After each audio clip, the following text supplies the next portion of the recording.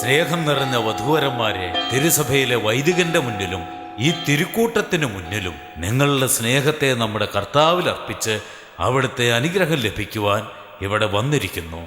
നിങ്ങളുടെ സ്നേഹത്തെ നമ്മുടെ ദൈവമായ കർത്താവ് പരിപൂർണമായും ഉൾക്കൊണ്ടിരിക്കുന്നു. ആദ്യമേ തന്നെ നിങ്ങളെ പരിശുദ്ധ ജ്ഞാനസ്നാനത്താൽ ശുദ്ധീകരിച്ച് ഇപ്പോൾ മറ്റൊരു കൂദാശ വഴി നിങ്ങളെ പൂർണ്ണമായും അനുഗ്രഹിച്ചിരിക്കുന്നു. നിങ്ങൾ പരസ്പരം സ്നേഹത്തോടെയും വിശ്വാസത്തോടെയും വിവാഹത്തിനുള്ള ഒരുക്കങ്ങളെല്ലാം പൂർത്തിയാക്കുവാൻ കർത്താവ് നിങ്ങളെ അനുഗ്രഹിക്കട്ടെ എന്ന് പ്രാർത്ഥിക്കുന്നു.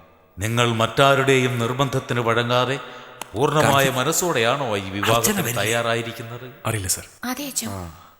നിങ്ങളുടെ ജീവിതാവസാനം വരെ പരസ്പര സ്നേഹത്തോടും വിശ്വാസത്തോടും കൂടി യോജിച്ചായിരിക്കുമല്ലോ നിങ്ങൾ പോകുന്നത്. ആയിരിക്കും.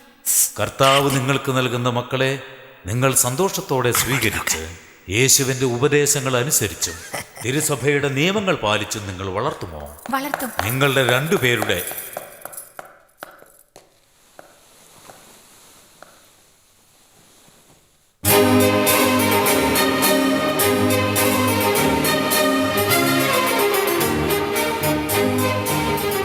രണ്ടുപേരുടെയും വിവാഹത്തിന് ശേഷമുണ്ടാകുന്ന ജീവിതത്തിലെ സുഖദുഃഖങ്ങൾ മുഴുവനും അന്യോന്യം പങ്കുവച്ച് നല്ലൊരു കുടുംബമായി ജീവിക്കുവാൻ നമ്മുടെ ദൈവമായ കർത്താവിനോട് പ്രാർത്ഥിച്ചു കൊള്ളുന്നു.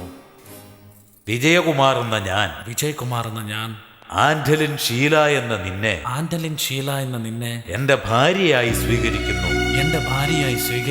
സുഖത്തിലും ദുഃഖത്തിലും എന്നും എപ്പോഴും ഞാൻ നിന്റെ കൂടെ ജീവിതകാലം മുഴുവനും സ്നേഹിച്ച് എന്നും നിന്നോടൊപ്പം ഉണ്ടായിരിക്കും. ആൻഡലിൻ ഷീല എന്ന ഞാൻ വിജയകുമാർ എന്ന നിങ്ങളെ എന്റെ ഭർത്താവായി സ്വീകരിക്കുന്നു. സുഖത്തിലും ദുഃഖത്തിലും എന്നും എപ്പോഴും നിങ്ങളോടൊപ്പം ജീവിതകാലം മുഴുവൻ ഉണ്ടായിരിക്കും.